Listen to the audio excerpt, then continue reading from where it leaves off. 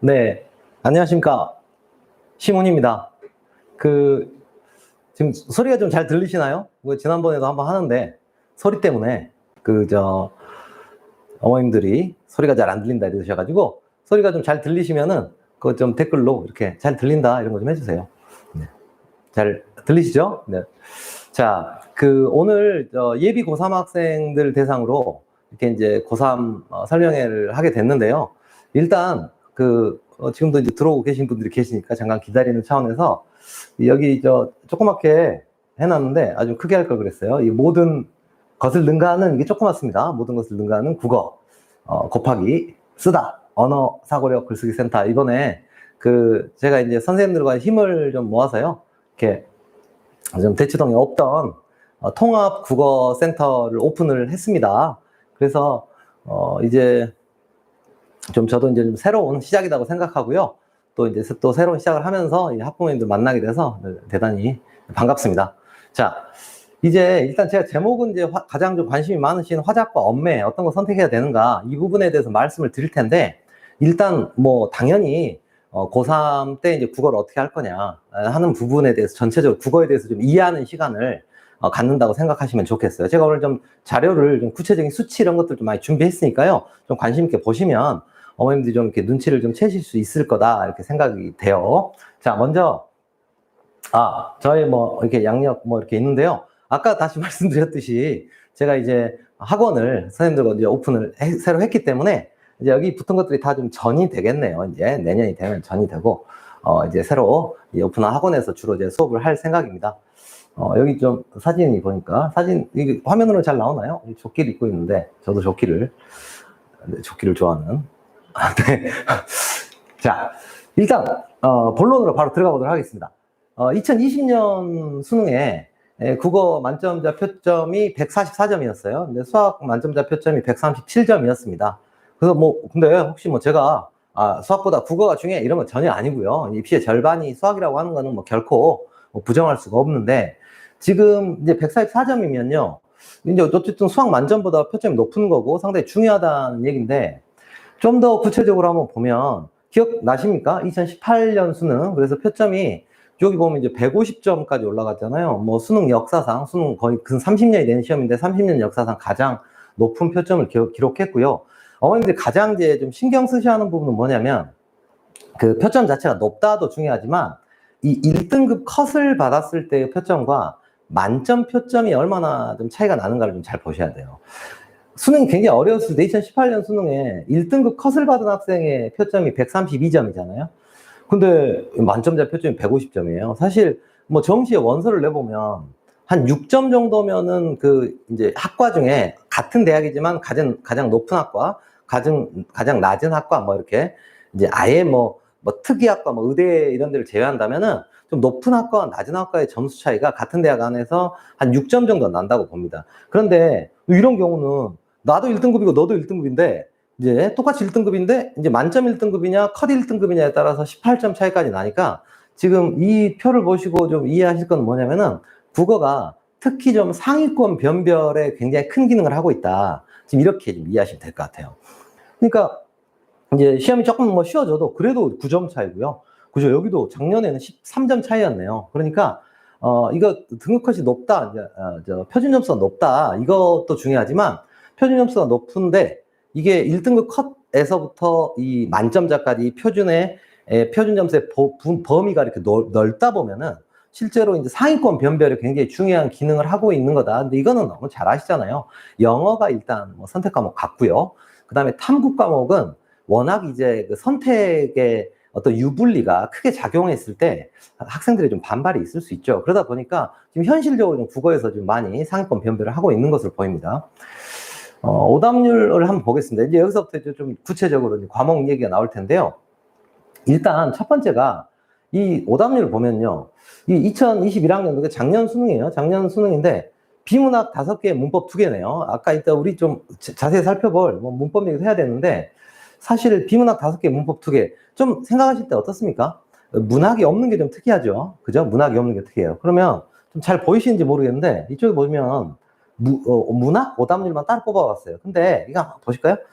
제일 어려운 문제가 오답률이 41%에 불과합니다. 41%에 불과한데, 여기 한번 보세요. 뭐 문법 70%. 전국에서, 그죠? 뭐 수능 본다고 3년 동안 공부했는데, 문법 문제, 요런 문법 문제의 경우는 전국에서 이제 30%의 학생만 맞았고, 그 다음에 또 수능이 오지선다기 때문에요. 찍어서 맞힌 애들도 많아요. 그렇게 보면은 실제로 저 문법 문제를 제대로 푼 학생이 뭐 20% 안 될 거다. 이렇게 좀 볼 수 있는 거죠. 그러니까 일단, 요약적으로 이제 말씀을 드리면은 지금 수능 국어에서 문학이, 상위권 학생들은 문학을 거의 안 틀리는 그런 수능이에요. 근데 그래서 이제 그럼 문학 안 중요하단 말이냐? 저는 오히려 반대 얘기를 좀 말씀을 드리려고 하는데요. 왜 이렇게 됐는지를 이해하셨으면 좋겠어요. 이거 왜 이렇게 됐습니까? 우리가 예를 들면 뭐 40대, 뭐 50대 국어 하면은 뭐 윤동주, 이육사가 떠오르는데 지금 아이들이 보는 수능은 사실 문학은 한 3등급 정도 학생들 이상, 그러니까 뭐 3등급, 2등급, 1등급 거의 다 같이 맞춰야 되는, 또 다 같이 맞추고 있는 통계적으로 어떤 그런 과목인데 이게 왜 이러냐면 문학이 쉬워서가 아닙니다. 이거는 결국 그 EBS라는 책 때문입니다. 그 EBS가 그 언제 나오죠? 3월에 나옵니다. 일단 수능 특강이라는 책이 나오고요. 6월에 수능 완성이라는 책이 나오는데요. 뭐 2권인데 국어로 보면 이제 사실 두 종이지만 2권이 아니라 수능 특강의 경우는 이제 독서, 이게 비문학 부분, 그다음에 문학, 그다음에 또 이제 선택 과목인 화작, 언매 이렇게 해서 이게 3권 정도를 학생들이 풀어야 되고 수능 완성은 1권으로 되어 있습니다. 그러니까 총 4권 정도 EBS가 있는데요. 이 문학이 EBS 때문에 문학의 정답률이 높다라고 하는 것은 7작품 가운데 4작품이 EBS 연계로 지금 출제되고 있습니다. 6작품 가운데 4작품이었는데요. 지금 EBS 연계율 낮아졌다는 말씀은 들어보셨잖아요. 그러니까 7작품 가운데 4작품으로 1작품 정도 줄었어요. 근데 이거에 대해서도 말들이 많고 선생님들도 좀 입장이 다르고 한데 제가 볼 때는 6작품에서 4작품이냐 7작품에 4작품이냐 하는 것이 별 의미가 없습니다. 중요한 것은 바로 이제 이런 연계 양상인데요. 자, 지금 제 색깔로 표시를 해놨는데 잘 보시나요? 지금 노란색으로 표시해 놓은 게 이제 수능 특강이라는 책에서 연계된 거고요. 그 다음에 이제 좀 파란색 빛으로 보이는 작품이 수능 완성에서 연계된 건데 총 6작품 가운데 작년에는 이제 EBS 연계율이 지금은 조금 낮춰진 상태지만 그래도 6작품 가운데서 4작품인데요. 요 작품들 한번 보실까요? 요 작품들. 이게 이제 하얀색으로 된 게 비연계 작품인 거예요. 그런데 근데 이게 단독 출제가 안 됐잖아요. 이게 중요해요. 비연계 때문에 틀리는 거 아닐까요? 그런데 실제 17문제를 문학 문제를 출제한다고 할 때 이렇게 2개를 묶어서 출제하게 되면 이 작품의 정답률도 굉장히 올라갑니다. 그렇기 때문에 실질적으로 6작품 가운데 2작품이라고 했으니까 33% 정도는 비연계가 나오는 거 아니냐 이렇게 생각하실 수 있는데 그 33%에 훨씬 못 미치는 정도의 문항수가 비연계에 해당하고요.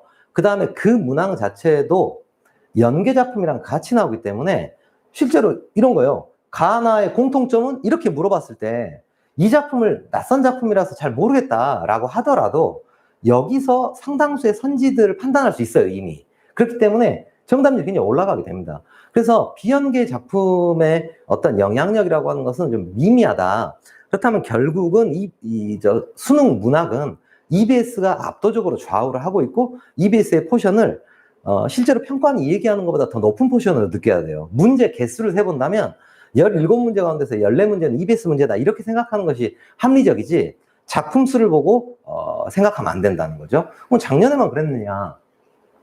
올해 6월 모의고사 똑같은 모습이죠. 그죠? 똑같은 모습입니다. 그 다음에 이런 조3매 이런 좀 그렇지만 수필 계열들은 이게 비연계 흰색으로 된 게 비연계거든요. 근데 비연계인데 요건 어떻다고 해요? 같이 이제 출제를 해요. 그러니까 좀 평가원에서 의도적으로 이렇게 요 낯선 작품이 단독으로 출제돼서 거기서 5문제가 나오는 이렇게 출제를 하지 않고 있다는 거예요. 근데 올해 이제 9월에는 또 어떻게 평가에 장난을 쳤냐면 저기 낯선 작품을 낸다고 하는데 사실 갯마을 어떤 소설과 그다음 갯마을 희곡 이런 식으로 같은 작품인데 어떻게 해요? 묶어서 내니까 실제로 작품 개수로 보면 하나, 둘, 셋, 넷, 다섯, 6작품인 거고 그중에 4작품이 여전히 EBS인 거다. 제가 이제 구체적으로 이렇게 보여드리는 거는 이거 조금 선생님들마다 판단이 다르긴 한데요. 저는 뭐 학생들이 이제 가르쳐서 반응도 그렇고, 아이들 시험 보는 결과도 그렇지만, 통계적으로도 실제 EBS가 EBS가 수능에서는 압도적인 영향을 끼치고 있다. 이것을 부인하면 안 될 것 같고, EBS 연결이 좀 떨어졌다 하더라도, 그것에 대해서 제 학생들한테는 그렇습니다. 까불지 마라 그래요. 까불지 말고 해라. 이렇게 얘기를 합니다. 그래서 EBS 연계가 떨어진 거에 대해서는 학부모님들이 그렇게 이게 떨어졌으니까 뭐 공부를 좀 덜 해야 되나? 이런 생각들은 하지 않으셔야 된다. 이렇게 말씀드리고요. 그런데 이제 EBS에 있는 작품들을 본다고 하는 것이 한 덩어리로 그냥 EBS를 보면 되죠라고 생각하지만, 작품 수를 제가 올해 세봤거든요. 평가원에서 이제 수특에 139작품을 넣어놨고요. 수능 완성에 41작품을 넣어놨습니다.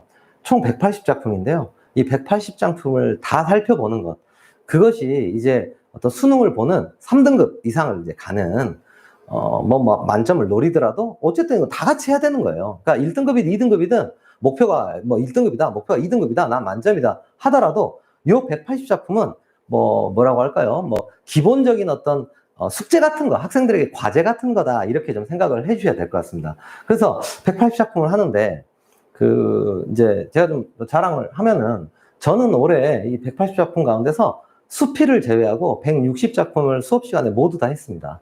그래서 이제 사실은 선생님들 입장에서 아이들이 굉장히 순진해요. 어떻게 순진하냐면, 저는 다 했다고 그랬잖아요. 그러니까 아이들이 모의고사만 봤다면, 와, 심은쌤한테 배운 거 나왔다. 심은쌤한테 배운 거 나왔다고 하는데, 당연히 아까 말씀드렸잖아요.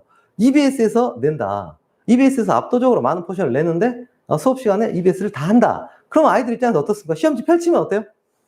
이거 심은쌤한테 배웠는데? 심은쌤 배웠는데, 이렇게 아이들이 참 순진합니다. 그래서 제가 잘 맞추는 게 아니라 저는 다 합니다. 그래서 EBS 문학을 하는 것은 일종의 이 고3 학생들의 가장 기본적인 직무, 그죠?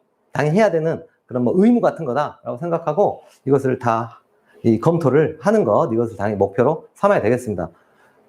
일부 선생님들이 내가 좀 잘 찍어줄게, 안 봐도 돼, 이렇게 하시는 분들도 있는 것 같은데요. 제가 모르겠어요. 저희 이제 학원을 같이 하시는 선생님들 전공이 다 달라요. 그래서 문법 전공하신 분도 있고, 소설 전공하신 분도 있고 하는데, 사실 좀 같이 머리를 맞대고 생각해 봐도요, 잘 모르겠어요. 뭐가 나올지. 근데 이제 이걸 알 수 있는 분들이 도대체, 그러니까, 모르겠습니다. 제가 고등학생 때 수능이 생겼어요. 그래가지고 지금까지 이제 수능과 함께 하고 있잖아요. 그리고 제가 그래도 서울대 국문과 나왔으니까 국어에 대해서는 가장 전공자고 잘한다고 생각하는데, 또 그런 선생님들이 지금 다수가 있는데, 이런 선생님들과 아무리 머리를 맞대고 해봐도 모르겠는데, 그분들이 어떻게 그렇게 아는지 궁금하네요. 그리고 평가원이 좀 뒤통수를 칩니다. 그러니까 이 선생님, 저 선생님들이 다 낸다고 하잖아요. 그러면은 안 내요. 이게 재밌는 게 뭐냐면, 작년의 경우에 이제 혹시 이기영이라는 작가 혹시 들어보셨는지 모르겠는데, 이게 월북 작가거든요. 그래가지고 이제 북한 가셔서도 한국으로 치면 이제 예전에 있었던 문화체육관광부, 그래서 문체부 장관 같은 걸까지 하신 분이에요. 그래서 이제 좀 이렇게 사람들이 월북 작가니까 안 낸다, 안 봐도 된다 했는데 여지없이 냈습니다. 제가 볼 때는 평가원에서 이렇게 사람들이 자꾸 예상을 하고 이 작품이 중요하다 이렇게 하면요, 그런 작품도 내지만 오히려 좀 허를 찔러서 그런 작품들, 뜻밖의 작품들을 내기 때문에, 이것을 180작품을 이 중에 몇 개를 찍어서 맞췄다 그러면 운이에요. 네, 그냥 운인 거고, 그 다음에 굉장히 위험한 거고요. 아이들 인생을 걸고 도박을 할 수는 없어요. 그렇기 때문에 180작품 다 한다, 이렇게 생각하시면 되겠습니다. 그래서 이제 EBS를 충실하게 해야 된다 라는 걸 말씀드리는데요. 그 다음에 또 이제 요거 두 번째, 산문문학의 경우는 한 가지만 제가 팁을 드리면, 산문문학 있죠? 산문문학은 EBS에 소설 한 편 다 실을 수 없잖아요. 장편소설 실으면 EBS 한 권이 끝이겠네요. 그렇잖아요? 그래서 산문문학의 경우는 EBS에 일부밖에 실리지 않습니다. 그래서 저는 고3 때 이 산문문학을 다 읽힙니다. EBS에는 소설 총 합쳐서 30편밖에 안 되거든요. 소설, 이제 고전소설까지 하면 42편 정도 되는데요. 42편 저희 지금 이번에 이제 일주일 남았잖아요. 2주일 남은 건데, 이제 종강 일주일 남았는데, 총 고3 때 수업 주수가 딱 어때요? 40주예요. 고3 수업이. 1학기 때 중간, 기말 휴강하면요, 40주가 나오거든요. 매주 한 작품씩 아이들한테 읽혔더니, 지금 저희들이 이제 현재 고3 아이들 시험 보러 가는데, EBS에 있는 소설 다 읽고 갑니다. 전국에 없을 거예요. 근데 이런 생각 하시는 분도 있어요. 아니 뭐 고3이 시간이 없어가지고 못 읽을 거다. 안 그렇습니다. 왜냐면 42편 가운데 장편이 3편밖에 없어요. 그럼 나머지는 단편이죠. 그 A4 4장이에요. 뭐 고3 때 할 게 많다고요? 화장실 가서 읽으면 됩니다. 네, 다 변비고 하기 때문에 화장실 가서 앉아서 이렇게 읽으면 충분히 다 읽을 수 있습니다. 그래서 그거를 읽으려고 노력을 하고 이래야 이제 실제로 EBS를 본 효과가 가장 큽니다. 아이들이 가장 고마워하는 게 이거거든요. 근데 장편 어떡합니까? 장편 제가 이제 마지막 작품으로 제가 구운몽 아이들한테 요약해서 줬거든요. 근데 구운몽 A4 100장이에요. 그래서 제가 16쪽으로 요약했습니다. 그래서 요약하는데 중략 이렇게 안 하고 안 읽어봐도 약간 읽어본 듯한 느낌으로 16쪽 요약해서 다 줍니다. 그래서 요거 아이들이 제일 고마워요. 수능 시험 때 시험지 펼쳤더니 내가 읽어본 부분이 딱 나왔다라고 하는 거. 그래서 이제 문학에 대해서는 이렇게 공부를 해야 된다. 그리하면 어떤 효과가 날 거냐? 비문학 점수가 오를 겁니다. 문학을 내가 아는 작품이잖아요. 그러면 시간을 아끼겠죠. 그죠? 시간을 아낍니다. 지금 아까 오답률을 보셨더니 독서가 어려운데 이 독서를 잘 하려면 시간이 필요하거든요. 근데 그 시간을 확보해 주는 것이 EBS다. 그래서 여학생들 중에서 문학적 감수성이 좀 뛰어나고 어렸을 때부터 소설 같은 거 읽는 거 좋아하고 이런 학생들은 사실 EBS 안 봐도 수능 문학 다 맞출 수 있어요. 다 맞출 수 있고 제가 그걸 부정하는 게 아니에요. 그런데 수능 시험장에서 이제 문학 공부하면서 눈물 흘리고 그죠? 감상을 하고 이렇게 하면은요 물론 문제는 맞춥니다. 그런데 시간이 가요. 그래서 이제 독서 지문 하나 부족해서 가장 슬픈 얘기 나옵니다. 엄마 나 푼대까지는 다 맞았어. 그 시간이 부족했어. 근데 이제 지금 뭐 시간 부족하면 수능에서 뭐 최악의 결과가 나오니까요. 자, 결국 이제 1등급 결정하는 거 비문학입니다. 그래서 비문학 이거는 뭐 제가 통계로 한번 보여드릴게요. 지난 3년간 수능에서 오답률 10개, 그러니까 1, 2등급 이제 하고 3등급과 1, 2등급 사이 정도까지가 10문제로 결정되는 거니까 1, 2, 3등급 결정한다고 보시면 돼요. 근데 이제 그 문제들의 개수의 포션을 봤더니 야 근데 좀 심했네요. 문학이 한 문제 있네요. 30문제 가운데서. 그러니까 지난 3개년 동안 오답률 12문제를 곱하기 3 하면은 30문제잖아요. 근데 30문제 가운데서 문학 한 문제 있어요. 한 문제. 그리고 생각보다 문법 많죠. 그죠? 비문학이 전체의 73% 정도 차지하는. 즉, 지금 수능 시험은 그렇게 생각하시면 될 것 같아요. EBS 문학을 이제 철저히 하면은 일단 3등급은 먹는 거죠. 3등급 먹고. 그 다음에 이제 1, 2등급 중이냐 만점이냐 이걸 결정한 것이 비문학 중심으로 결정이 되면서 문법이 좀 거들어 왔다. 그런데 이제 올해 선택 과목 갔으니까 그 얘기는 조금 이따 드릴게요. 지금까지 적어도 6년 동안의 수능 시험은 문학으로 등급 방어를 하고 독서로서 이제 1등급 먹느냐 못 먹느냐 하는 이런 걸 결정하는 그런 시험이었다고 보시면 되겠습니다. 어떻게 공부를 시킬 거냐, 어떻게 또 공부를 시켜야 하는가 하는 건데 이 부분은 좀 제가 좀 어머님들 설득을 좀 하고 싶은데요. 그러니까 한번 해볼까요? 이게 6월 모평 최근에 본 이제 고3들 모의고사입니다. 조금 좀 보이시나요? 근데 사실 좀 잘 안 보이셔도 돼요, 되게는. 근데 이런 글이 나왔어요. 이건 아시겠죠? PCR 이거 뭡니까? 우리 좀 그죠? PCR 검사 그죠? 이거 하잖아요. 그 시인성 있는 걸 내니까 PCR 검사 나왔어요. 근데 이렇게 한번 질문 드려볼게요. 이거 한번 읽고 그렇구나 무슨 말인지 알겠다.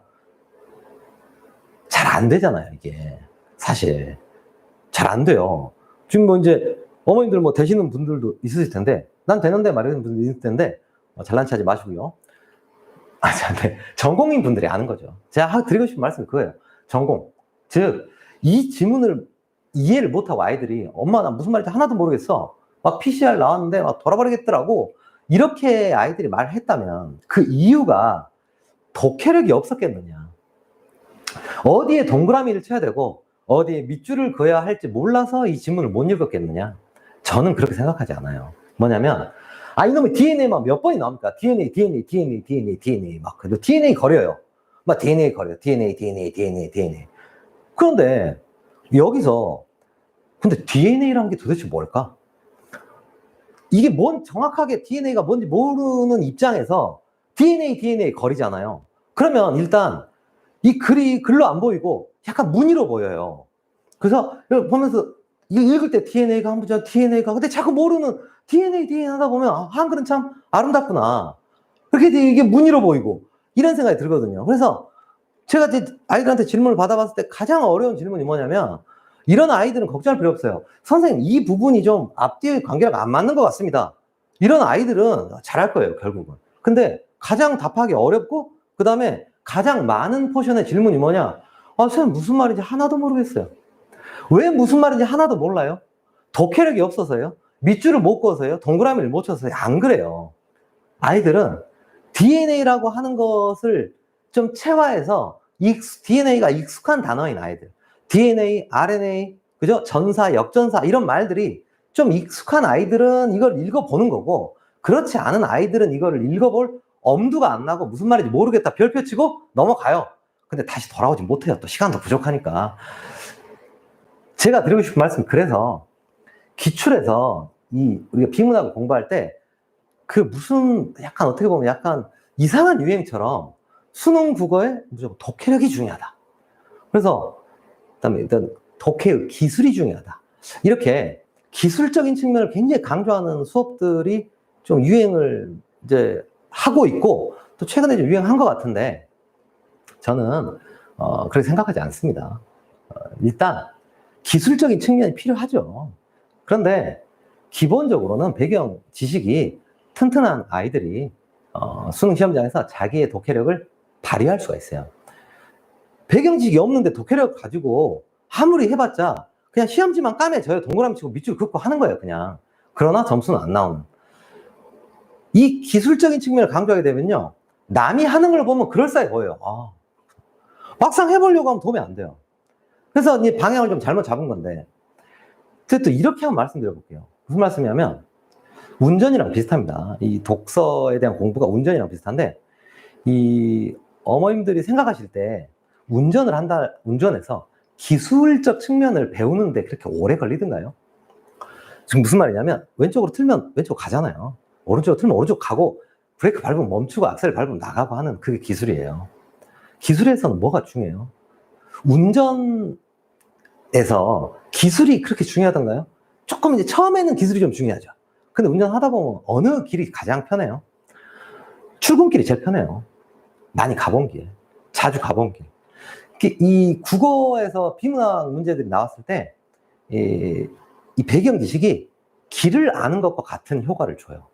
내가 전에 이런 비슷한 글을 본 적이 있는데, 이렇게 될 때 자기 독해력이 발휘되는 거지, 나는 무슨 말인지 하나도 나 배경 지식 전혀 없는 어떤 필드, 낯선 필드의 글을 독해력만 가지고 돌파하겠다는 것은 무모하기도 합니다.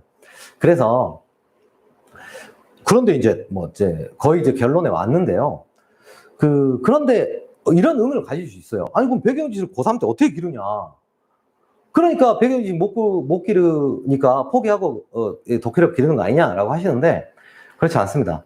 기출이 배경 지식입니다. 즉, 기출 문제 있잖아요. 예를 들면 경제 지문이다. 채권이라고 하는 개념이 있어요. 그럼 채권이 2010 수능에 나오고요. 그 뒤로 한 3년에 한 번씩 채권이 계속 나왔어요. 그런데 점점 더 어려워지는 측면이 있죠. 처음에는 채권의 개념만 나왔는데, 나중엔 채권을 활용한 경제 정책, 그죠? 뭐 통화 정책과 채권의 관계라든가 이렇게 이런 것들이 나오거든요. 근데 어떤 학생이 수능을 보러 가서 나는 채권을 처음 봤다. 그 학생이 시험을 못 보는 게 맞아요. 제가 볼 때는. 그게 권선징악입니다. 네. 아니, 수능에만 이미 2010년부터 지난 10년 동안 3번이나 나온 개념이 채권인데, 채권이 무엇인지 정확하게 모르고 수능을 보러 간다는 것은 그 학생이 어떤 노력을 기울이지 않은 거예요. 그죠? 기출을 풀어보고 던져버린 거죠. 이것이 배경 지식이 돼서 이것들이 다시 나온다라는 생각을 못 하니까, 기출을 풀어봤지만 그걸 배경 지식을 흡수하지 못한 거잖아요. 그래서 기출을 어떻게 하면 아이들에게 좀 배경 지식을 흡수할 수 있게 할 것인가.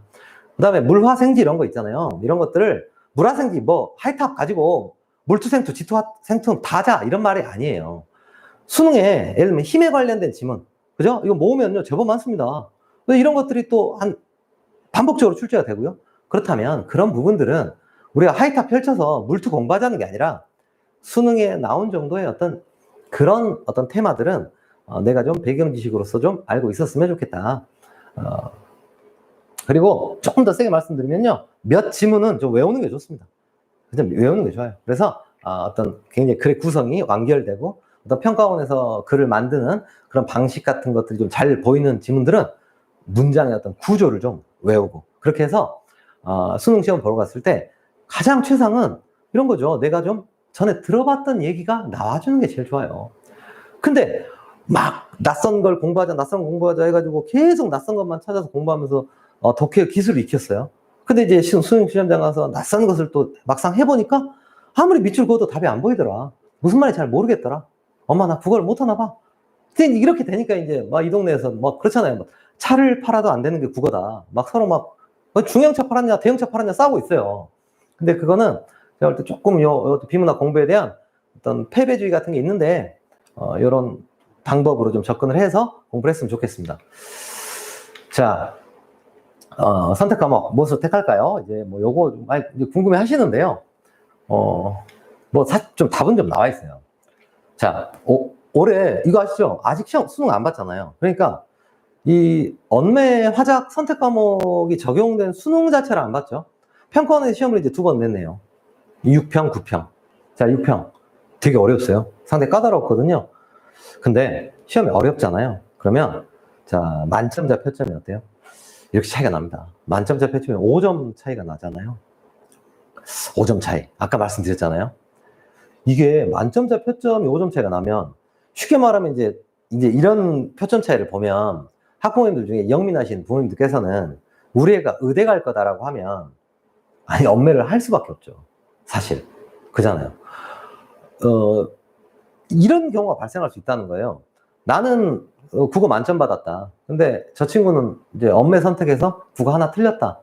그래도 엄매 선택한 애 표점이 더 높거나, 그 다음에 커트라인이 만일에 어떤 정도 정해졌는데 심지어 이런 경우도 있을 것 같아요.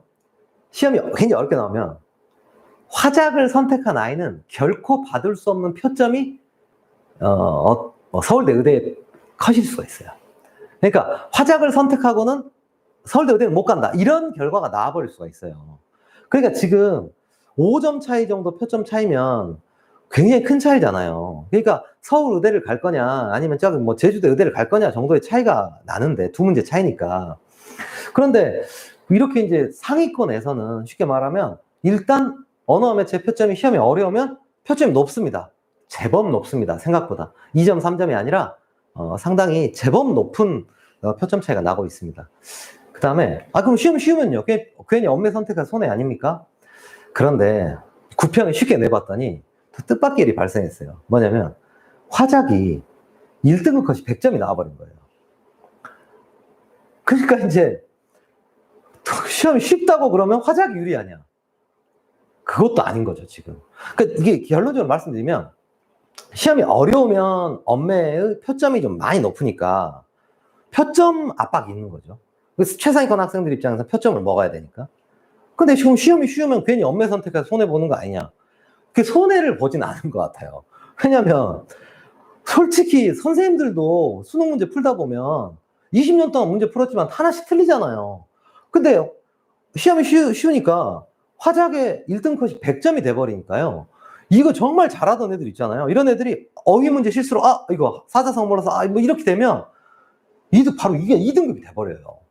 잘못해서 2문제 틀리면 어때요? 3등급이 돼버릴 수 있잖아요. 그러니까 시험이 쉬울 때는 화작을 선택하면 또 반대로 실수하면 안 돼. 실수하면 나락에 간다. 이런 종류의 생각을 할 수밖에 없어요. 그러면 좀 죄송한 말씀이지만 어쨌든 엄매가 유리하다. 쉽든 어렵든 엄매가 유리하다. 그런데 이 부분 생각을 하셔야 돼요. 이 문법 천재는 있는데 그 화작 천재는 없어요. 이 부분까지 이제 한번 고려하신다면 제가 너무 이제 엄매를 좀 밀고 있는 것 같은데, 근데 무슨 말씀이냐면요, 문법은 전공이에요. 전공이니까 좀 솔직히 말씀드리면 어떤 정도는 기본적인 어떤 암기, 예를 들면 뭐 중학생 때부터 하던 거지 막 이런 정도. 품사 우리말에 몇 개 있어, 그죠? 하면 어떻게 돼요? 거기서 뭐 구품사 이게 나와야 되잖아요. 그리고 지식적인 측면이 있어요. 제가 이제 가끔씩 이제 이런 어머님들이 자꾸 이해를 못하시고 이런 말씀 드리는데, 그 순대국 먹잖아요, 우리. 순대국입니까? 순대 시옷 넣어줘야 됩니까? 근데 순대 시험 넣어줘야 돼요. 순댓국이에요. 제가 그래서 순댓국입니다, 발음이. 그래서. 근데 순댓국 먹을 때마다 순댓국 밥집에 순댓국이 됐을 때 시험 들어가 있는 데가 없어요. 다 틀리고 있는 거죠, 쉽게 말하면. 그래서 다 뭐라고 써놨냐면 순대국 이렇게 써놨어요. 순대국. 순대의 나라. 그죠? 그 옆에는 곱창의 나라인가요? 하여튼 다 틀려요, 그걸. 그러니까 문법은 전공이고 좀 외워야 되고 그렇습니다. 반대로 말씀드리면요. 어때요? 문법은 알면 어때요? 3초 컷이에요. 다음 중 한글 맞춤법에 맞는 것은? 지금 제가 들었잖아요. 순대국이라는 걸. 그럼 순대국 적어놓은 거. 아유, 이건 순대의 나라잖아. 3초 컷이에요. 근데 화작 천재는 없어요. 이게 화작은 엄밀히 말하면 좀 한국어 화자에게 화작을 시험 본다는 것이 좀 이상해요. 그러니까 외국인들이 한국에 귀화할 때 봐야 되는 시험인데 이걸 한국 학생들한테 보게 하고 있잖아요. 그런데 어쨌든 글로 돼 있고 길어요. 말로 돼 있고. 그러니까 틀려서 문제가 아니라 어쨌든 다 읽어봐야 돼요. 그러니까 아무리 화작을 잘해도 딱 보고 3초 컷, 5초 컷 안 돼요. 문법이 돼요. 자, 이제 그럼 또 이제 무슨 말씀 드리고 싶은지 아시겠죠? 만약 준비가 됐다면 엄매는 어때요? 시간을 단축시켜줘요. 수능 시험이 이게 오징어 게임이 아니잖아요.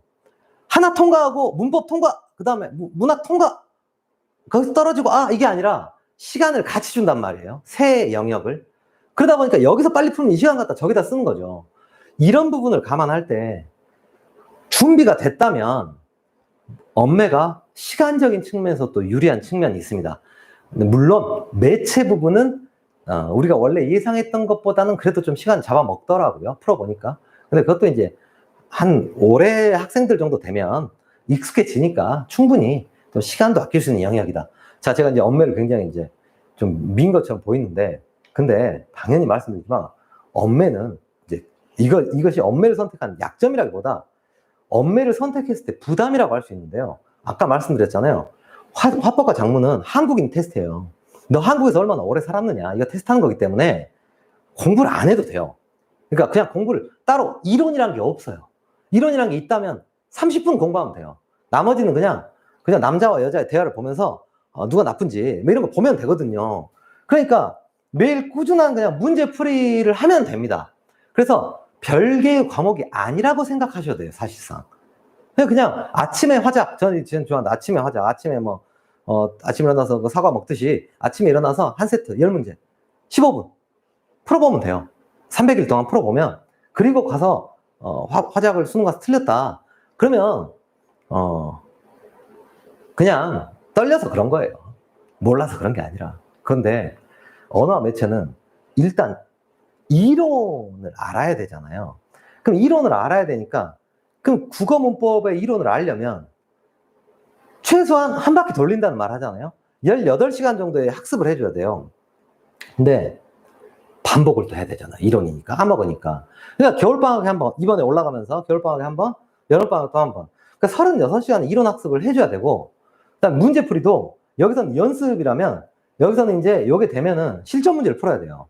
실전 문제를 풀어가지고 아까 말씀드린 것처럼 시간도 아끼고 또 정확하게 푸는 거, 이렇게 좀 연습을 해야 되기 때문에 공부 부담으로 보면요, 제가 볼 때는 언어 매체를 선택하는 게 유리하다고 했는데, 어떻게 보면 이게 이론 공부의 시간만 36시간이잖아요.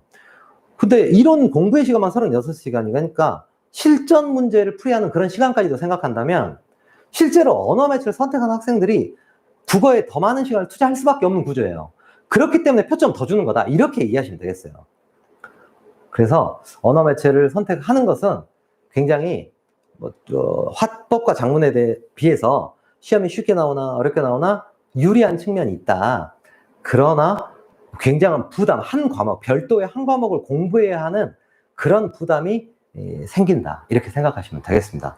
그래서 그럼 저희에는 반드시 언어 매체를 하시는데 이제 질문들이 있을 거예요. 근데 있으실 텐데, 일단 언어 매체를 선택을 하고 싶은데 이게 어떤 정도 부담이냐라고 생각하시면 이렇게 해볼게요.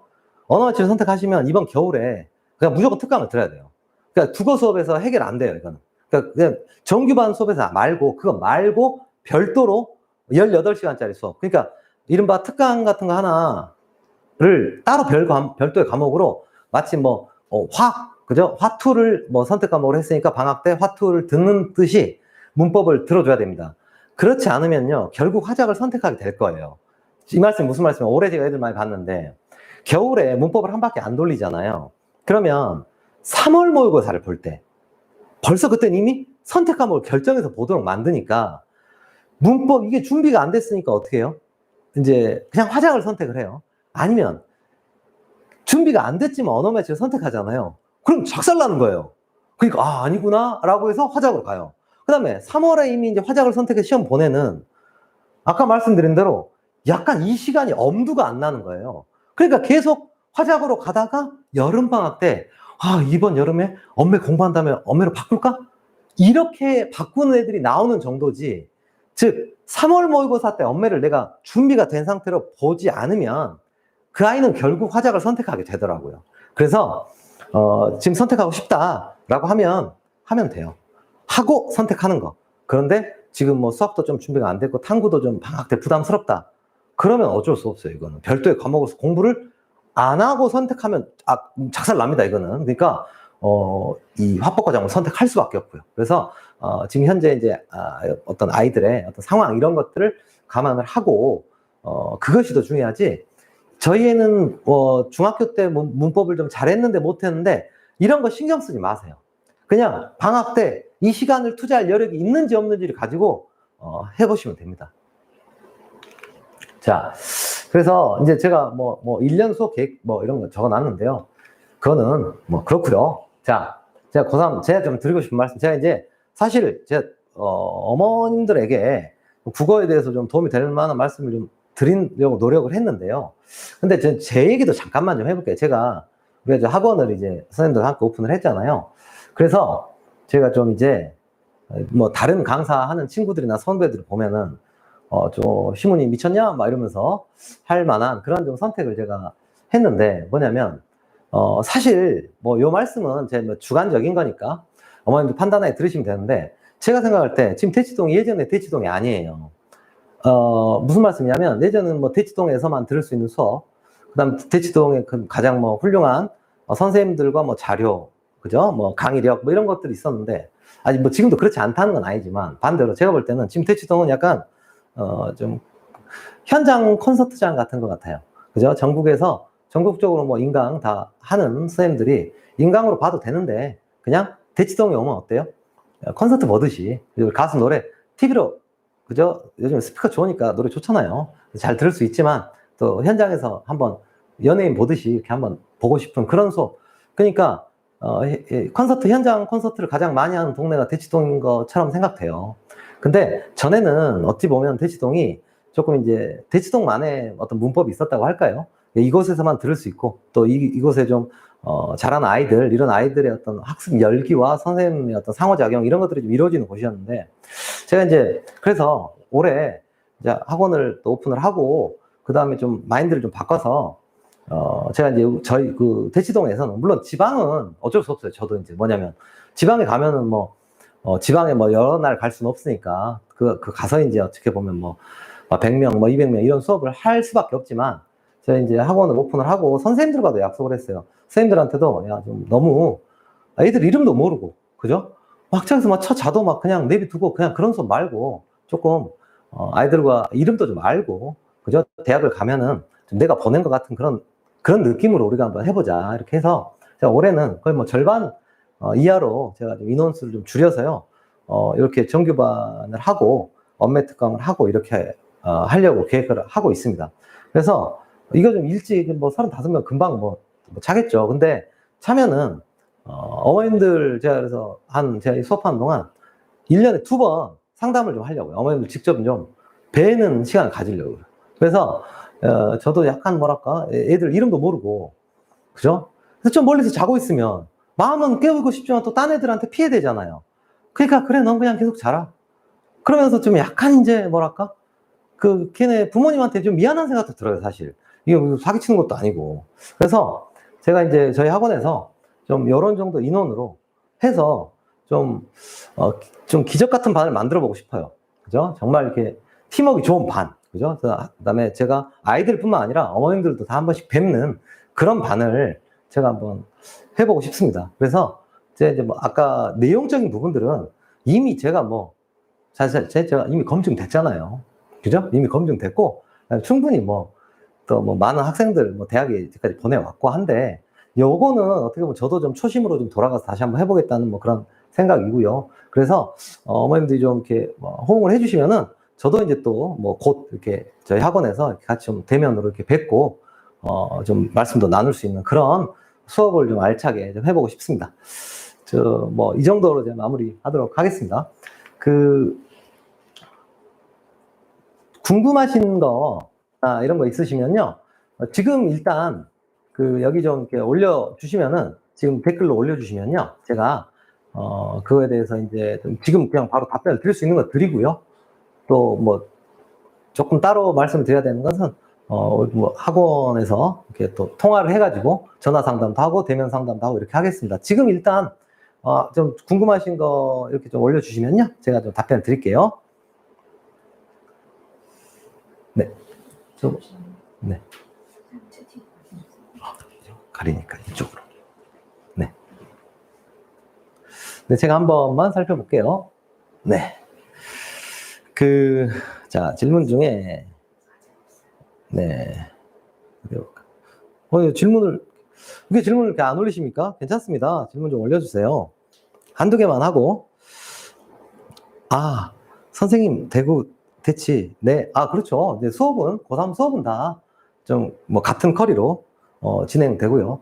입반 테스트는 없습니다. 당연히 입반 테스트. 근데 제 계획은 지금 어떻게 될지는 모르겠지만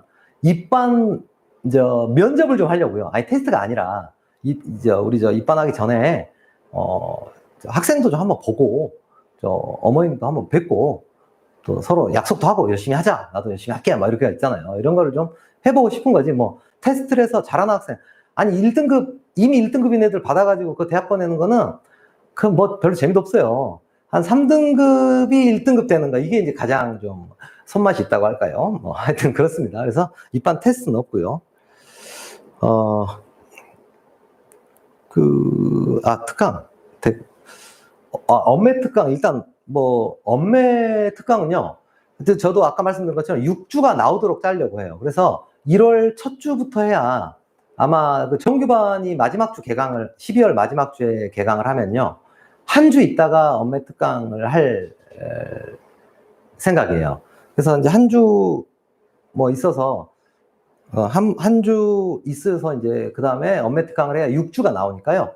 어쨌든 제가 이제 6주 동안 할 수 있도록 그렇게 해서 1월 첫 주 정도 생각하시면 될 것 같아요. 그래서 12월 마지막 주가 정규반 개강이고 1월 첫 주가 개강이고요. 그 다음에 우리 애가 문학을 꼼꼼히 안 했더라고요. 올해 특수반으로 공부하라고 할까요? 이건 굉장히 좋은 질문이신데 지금 이제 올해 수능 봐야 되는 학생이면요. 당연히 공부를 해야 되겠죠. 근데 재밌는 게 뭐냐면 아까 EBS 연계가 된다고 했는데요. 그 EBS 연계의 범위가 어떠냐면 EBS 연계의 범위가 자기가 그 학생이 고3일 때의 시험 범위예요.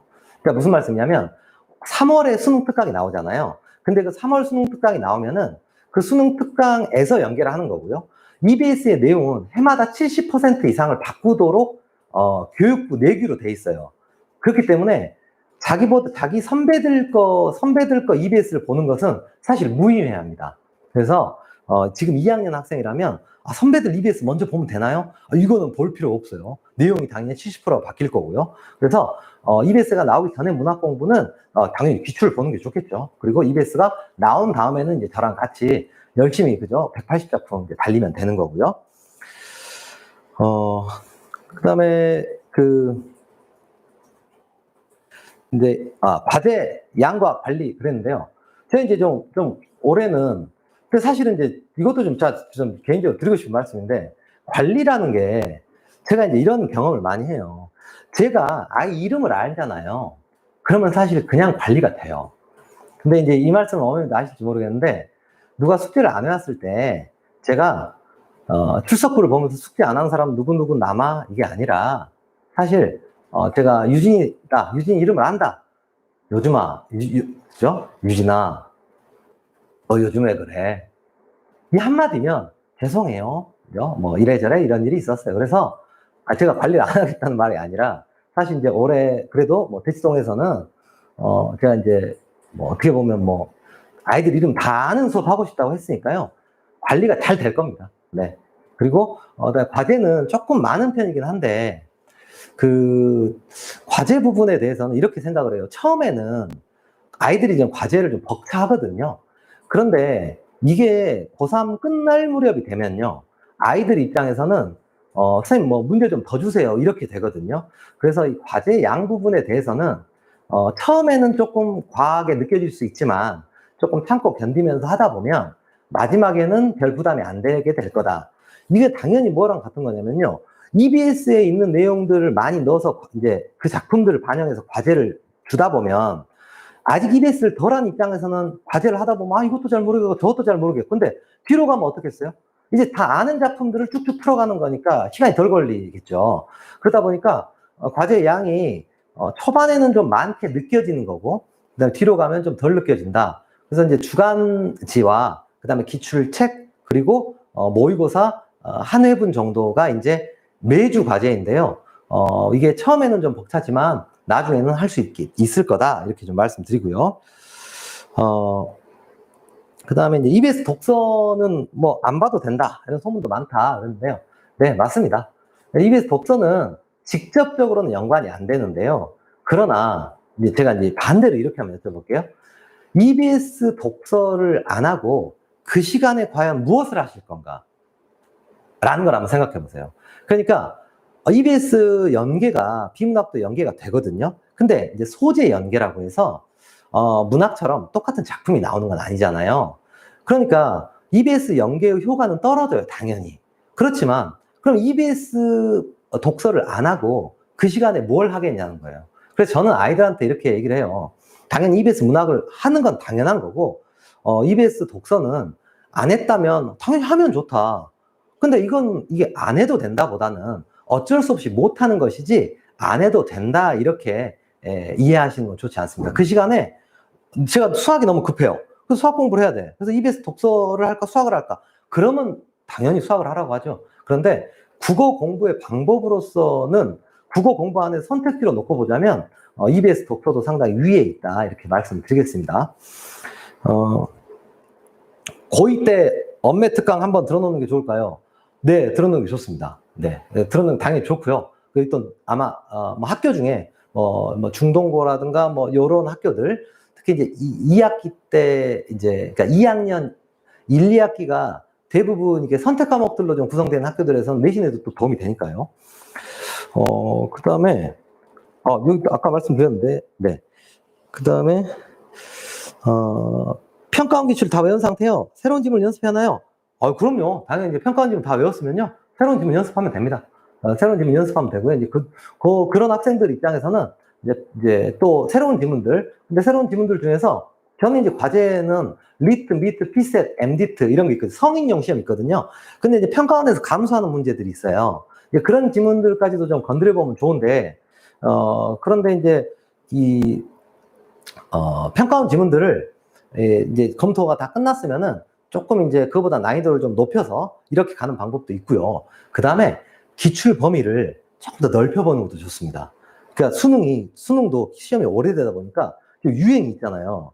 그래서 예를 들면 지금 나오는 새로 이른바 작년에 신유형이라고 나온 세트가 있는데 그게 2013년도 이전에 나왔던 세트예요. 그러니까 이제 기출 다 외웠다라고 할 때 아니 기출 30년치를 다 외우진 않았을 거 아니에요. 그러니까 기출 최근 한 3개년치를 다 했다라고 한다면 그거보다 조금 더 난이도가 높은 성인용 시험, 리트, 미트, 피셋 이런 거 있잖아요. 이런 걸로 조금 올려보는 것도 좋고요. 그 다음 기출 범위를 조금 더 과거로 돌려서 그죠? 10년대 초반 기출이라든가 이런 기출로 좀 범위를 넓혀보는 것도 좋을 것 같습니다. 고3 수업 종강이 언제인가요? 이거는 지금 수업 종강, 다음 주 종강합니다. 다음 주. 그러니까 이제부터 하는 수업들이 종강에 들어갈 거고요. 엄매 처음. 네. 그 다음에 이제 엄매 처음 하는 학생들이 과연 이제 이번에 하면 엄매 할 수 있겠느냐 하는데요. 하시는데 당연히 한 바퀴 돌리는 학생들보다는 불리하겠지만 이번에 3, 6, 18, 18시간 동안 제 입장에서는 수업을 할 때는 아이들이 잘 모른다는 입장에서 할 거예요. 처음 하는 아이들이라고 좀 생각하고 수업을 할 겁니다. 그렇기 때문에 이제 본인이 좀 노력을 한다는 걸 전제로 하면 제 목표는 이제까지는 그냥 내신 때만 뭐 문법 나오는 거 정도만 한 아이들인데 이번에 3, 6, 18 이렇게 18시간 해가지고 3월에 엄매를 선택해서 모의고사를 볼 수 있는 수준으로 만드는 것. 물론 하나쯤 틀릴 수 있겠지만 해볼만 하다. 그죠? 야, 이거는 내가 조금만 더 하면 맞출 수 있겠다. 이런 상태를 할 거니까요. 엄매, 이제 문법을 이제까지 안 했었더라도 상관없습니다. 그리고 어차피 지금 학년들은 문법을 해봤자 뭐 대단하게 한 것도 없어요. 내신 때 조금 한 것밖에 없으니까요. 그냥 정상적인 교육과정 거쳐온 2학년 학생들을 기준으로 해서 할 거니까 이미 잘하는 학생들 하는 거 아니니까요. 충분히 할 수 있습니다. 네.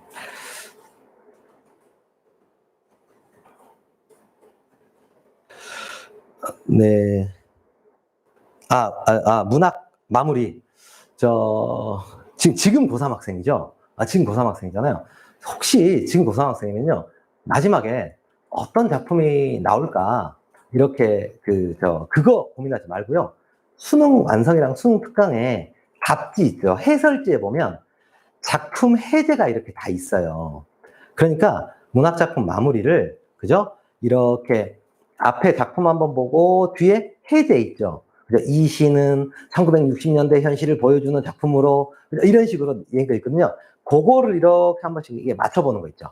맞춰보다가 보면은 작품을 봤는데 작품이 좀 낯설고 그다음에 뒤에 해제를 봐도 무슨 말인지 잘 모르겠고 이런 작품들을 골라서 다시 한번 복습을 하는 거를 고3 학생들한테는 지금 좀 추천을 드립니다. 그래서 막 문학 문제를 막 마지막에 많이 푸는 거 필요 없어요. 작품을 한 번만, 그죠? 3월 달에 배운 작품 가물가물 하잖아요. 그러니까 수특이랑 수한이랑 쫙 펼쳐놓고 이렇게 좀 보면서 자, 해제 읽어보면서 이 작품은 예전에는 좀 잘 이해됐던 것 같은데 지금 좀 까먹었다. 이런 것들을 찾아가지고 그 작품에 대해서 좀 공부를 하는 방식으로 했으면 좋겠습니다. 그러면 다음에 이제 뭐 정원은 뭐 아까 몇 번 말씀드린 각 반에 35명만 사실 받겠다고 받을 계획입니다. 각 반에 35명만 받을 계획인데 사실 뭐 또 강의실도 지금 없어요. 그래가지고 35명만 받고요. 코로나 끝나면 늘리는 거 아니냐고요? 네, 아닙니다. 안 그렇게요. 그게 아니니까 제가 이제 올해 한번 이렇게 해가지고 좀 이렇게 뭐랄까 한 1년 전부터 그 반에 들어가면 무조건 좀 1등급이고 신문 선생님이랑 친하게 잘 지낸다는데, 그죠? 엄마랑도 선생님이랑 친하게 잘 지낸다는데 막 이렇게 하는 그런 반으로 좀 만들고 싶은 그런 뭐랄까 좀 그런 욕심이에요. 그러니까 그 부분은 걱정하지 마시고요. 이제 설명회 지금 이제 뭐 끝나고 아마 이제 예약해 주시면은 뭐 다음 주 정도부터, 근데 그거는 이제 부원장님이 알아서 해주실 것 같고 일정 부분은 그다음에 조교쌤이요. 네, 지금도 이제 조교쌤 많이 있고 한데요. 제가 이제 조교쌤을 좀 대치동에서는 조금 조교쌤 안 두고 제가 좀 해주려고 하는 거거든요. 그러니까 사실은 선생님들이 해주면 제일 좋잖아요. 근데 이제 물론 사실 다음 타임 수업이 너무 이렇게 밖에 붙어 있어서 조금 시간이 없고 그런데요. 어제 제가 종강하는데요. 제가 어제 원래 그러면 안 되지만 막 11시 반까지 질문 받아줬어요. 그래서 사실은 아이들 입장에 수능 다가오니까 불안하잖아요. 근데 이제 마지막 수업이고 하니까요. 저녁 수업이니까 수업이 이제 9시 반에 끝나야 되는데 한 9시 40분쯤 끝났거든요. 근데 어제는 제가 이제 조교들 안 시키고 수능도 다가오고 하니까 제가 직접 이렇게 다 질문 받아줬거든요. 그랬더니 사실 좀 애들한테 미안하기도 하고요. 그렇더라고요.